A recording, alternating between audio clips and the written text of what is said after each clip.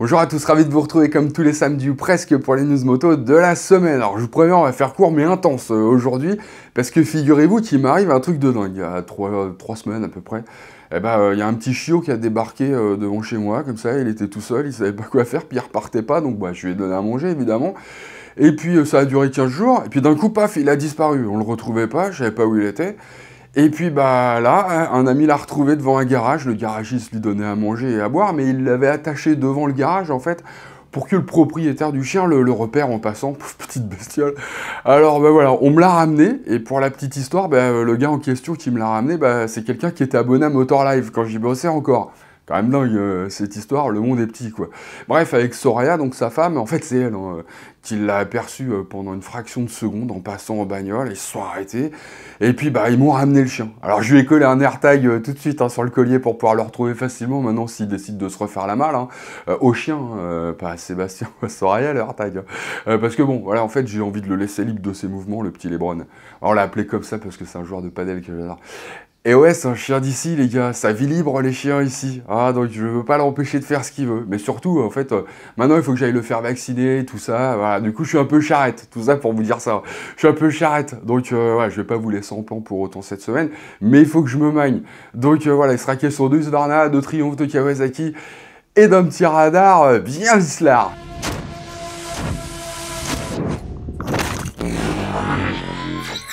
Et on commence donc par Husqvarna qui vient de présenter ses nouvelles Vitpilon et Svartpilon 125 et 401 dans la foulée. Ils sont un petit peu relous chez Husqvarna avec leurs vidéos où on voit rien, mais bon, on va faire avec. Voilà, donc il y a pas mal de changements. Déjà, les 4 motos reçoivent un nouveau cadre treillis, un nouveau bras oscillant en alu, ainsi qu'une nouvelle suspension. En l'occurrence, il s'agit d'une fourche inversée Apex de 43 mm, qui débat sur 150 mm et qui est réglable donc en compression et détente sur la 401 et sur la 401 seulement. Elle n'est pas réglable sur les 125. À l'arrière, on retrouve un amortisseur WP Apex réglable en précharge qui débat sur 150 mm.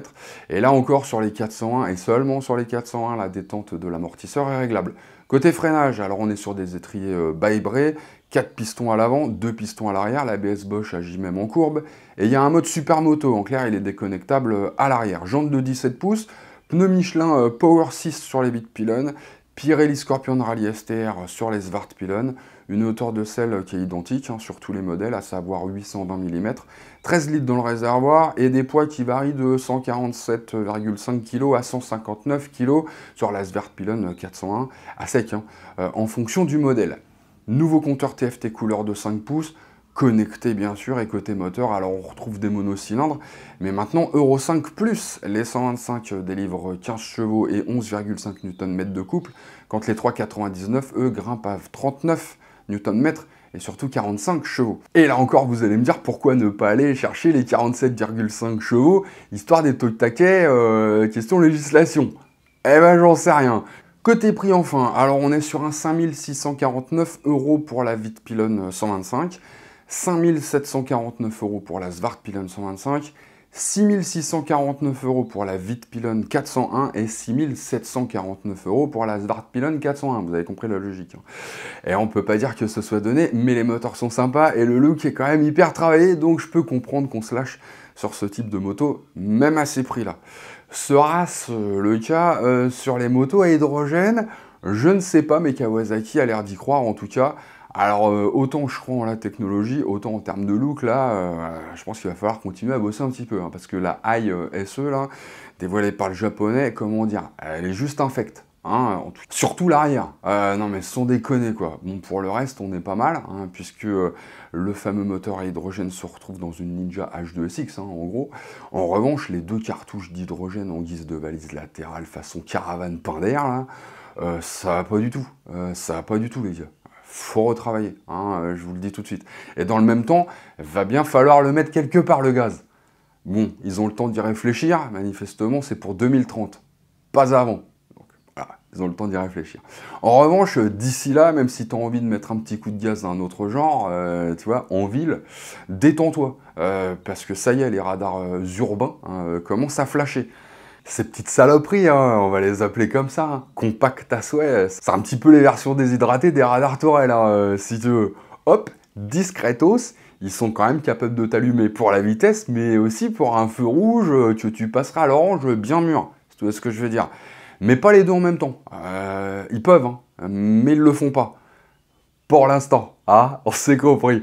Enfin, gaffe si vous voyez ce genre de truc, même si seulement un boîtier sur 5 ou 4 est réellement équipé d'un radar. Hein. Les autres, c'est des leurs. Mais comme vous pouvez pas le savoir, dans le doute, allez-y mollo, si vous voyez ce petit machin rigolo. Hein. Alors je dis ça, je sais pas pourquoi, puisque vous n'êtes pas du genre à essorer la poignée en ville. Ça va sans dire. Hein. On termine avec la Daytona 660 de Triumph, dont on sait maintenant tout ou presque, les amis. Et déjà, on sait qu'elle repose sur la plateforme 660 de Triumph, hein, donc je m'étais pas gouré, comme les Trident ou la Tiger, mais avec quelques modifications bien senties. Évidemment, question look, déjà, on sent qu'elle s'inspire de la 765, donc ça lui va plutôt pas mal. Moi, j'aime bien hein, les trois coloris, franchement, pas de souci.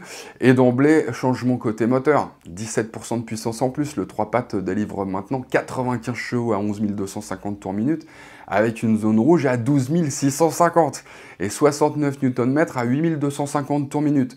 Et Triumph annonce que 80% du couple est déjà disponible à 3125 tours-minute. Pas mal, ça arrache des barragimes quoi. Vous l'aurez compris, elle est limitée à 95 chevaux pour être nativement bridable en A2. Hein. Elle peut être équipée d'un shifter. Évidemment, elle est équipée d'un ride-by-wire, donc elle reçoit 3 modes de conduite, Sport, Road et Rain en l'occurrence.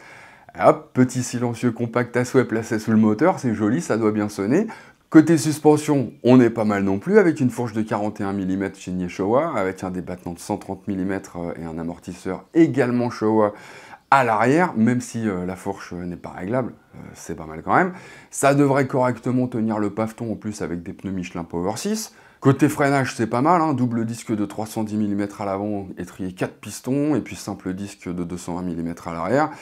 Et puis on remarque une position sportive, mais pas trop. C'est une sportive du quotidien, si vous voulez, avec une selle qui grimpe seulement de 5 mm par rapport à la Trident, qui culmine donc maintenant à 810 mm, sachant qu'on peut opter pour une selle basse à 765. Ça s'invente pas. Pour le reste, en termes d'équipement, on retrouve un écran TFT connecté, ABS, traction de contrôle réglable, signal de freinage d'urgence, du gros full LED pour bien voir la nuit et surtout pour être bien vu, un réservoir de 14 litres pour une consommation annoncée à 4,9 litres au 100, quand même, j'ai envie de dire. Une grosse révision tous les 16 000 km seulement et un tarif de 8 595 livres en Angleterre, mais qui devrait avoisiner les 10 000, 10 250 € en France pour une livraison dès le mois d'avril prochain. Ce qui est déjà plutôt copieux, quand même, le tarif, maintenant que j'y pense. Hein. Et sur ce, les amis, aloha! Mais non, j'aime pas le chien plus que toi, qu'est-ce que tu me racontes? Ah, il va faire son jaloux, maintenant, voilà. Et c'est pas ça, mais maintenant qu'il est là, bah, je me sens responsable, c'est tout. Et puis c'est un bébé, on va pas le remettre à la rue pour qu'il vive tout seul comme un SDF, le pauvre.